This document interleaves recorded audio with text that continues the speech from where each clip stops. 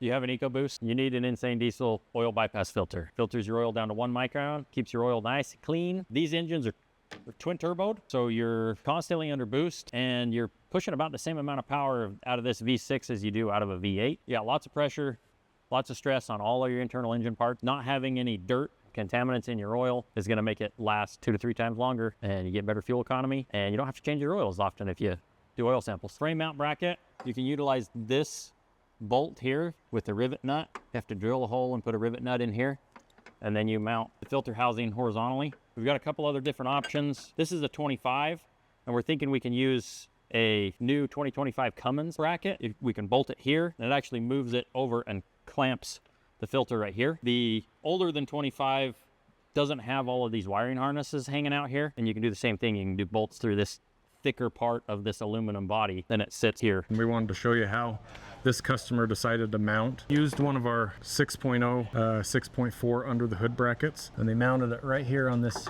fender well. But because there wasn't enough space, they opted to do the Extreme 1 on this kit, which you can because it's only a 6.5 to 7 quart system, so you're kind of right on the borderline of X2, X1. So if you want to use an X1 and you want to mount under the hood, use our 6064 as well as the 2.0 Mercedes bracket. If you want to use the X2 that the kit comes with and still mount under the hood, this bolt right here that holds this will hold that X2 right here just beautifully. And you got a super short return line because this is your fill cap here. This line would run to here. It's running just over to this one here, down and up here to the fill cap out of the out port. The in port is off the oil pressure sensor right there in front of the motor mount.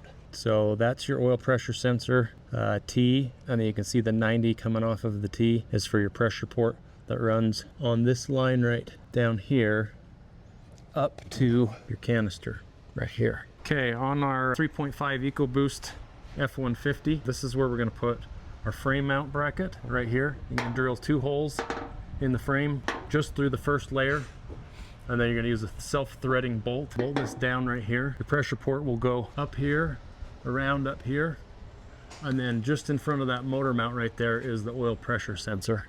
See the motor mount there? The oil pressure sensor is just in front of that, and then your return will go from the return line over here up to the fill cap there.